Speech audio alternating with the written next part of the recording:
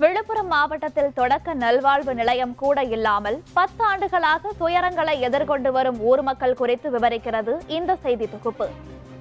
ஒரு ஹாஸ்பிட்டல் இருந்திருந்தா என் பிள்ளைய நான் காப்பாற்றிருப்பேன்.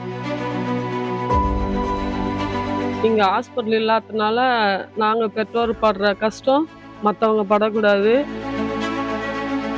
மற்ற தாய் தழுப்ப நாங்க நிக்கிற மாதிரி அவங்க நிக்க வேணாம், எங்களுக்கு அது போதும்.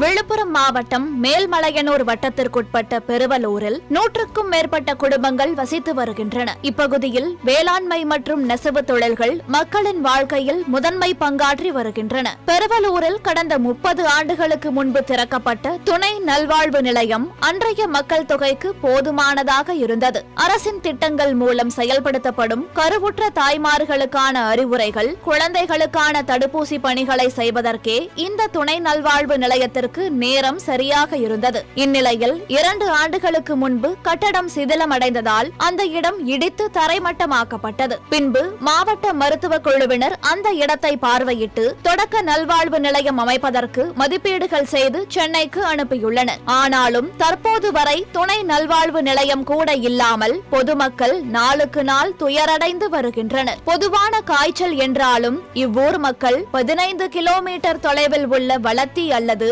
20 கிலோமீட்டர் தொலைவில் உள்ள மேல் செவளம்பாடிக்கும் செல்ல வேண்டிய சூழல் நிலவுகிறது.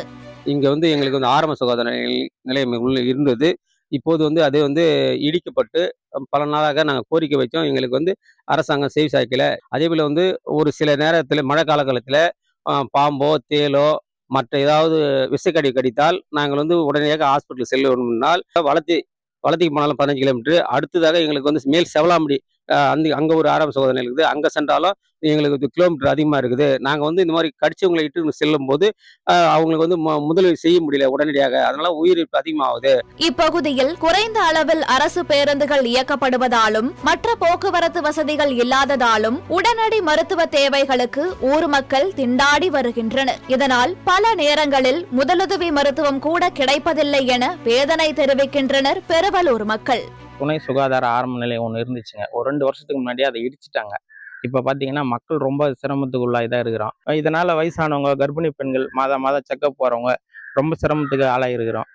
பார்த்தீங்கன்னா பெருவலூர் மக்களோட நீண்ட நாள் கோரிக்கை அப்படின்னு பார்த்தீங்கன்னா ஒரு மேம்படுத்தப்பட்ட ஆரம்ப சுகாதார நிலையம் அமைக்கணும் அப்படின்னு சொல்லிட்டு, இதை பற்றி கூட பார்த்தீங்கன்னா சட்டமன்றத்தில் எங்களோட மதிப்பிற்குரிய சட்டமன்ற உறுப்பினர் திரு கணேஷ்குமார் அண்ணா அவங்க பேசியிருக்காங்க.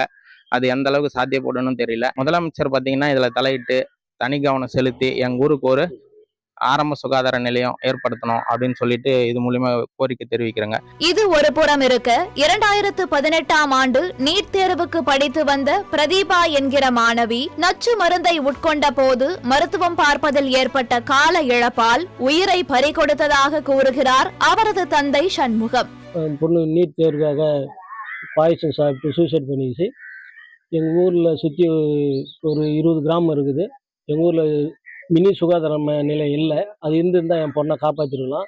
காப்பாற்ற முடியாது. இங்கேருந்து சேத்துட்டுக்கு 11 கிலோமீட்டர் கொண்டு போகிறதால காப்பாற்ற முடியல. அங்கே டாக்டரும் கொஞ்சம் முன்னாடியே கொண்டாந்துருந்தால் காப்பாற்றிருக்கலாம். இந்த சுகாதார நிலையம் இல்லைன்றதால என் பொண்ணை தவறி விட்டுட்டோம். சாவுக்காக எல்லா தலைவர்களும் வந்தாங்க. முன்னாள் முதலமைச்சர்லேருந்து எல்லா கட்சி தலைவர்களும் பார்த்தாங்க. 8 வருஷமா ஆகுது. ஆனால் யாருமே எதுவுமே செய்யலை. பல நூறு குடும்பங்கள் வசித்து வரும் பெருவலூரில் தொடக்க நல்வாழ்வு நிலையம் அமைக்க தமிழ்நாடு அரசு விரைந்து நடவடிக்கை எடுக்க வேண்டும் என்பதே அம்மக்களின் நீண்ட நாள் கோரிக்கையாக உள்ளது. வேந்தர் செய்திகளுக்காக செஞ்சி செய்தியாளர் தமிழரசன்.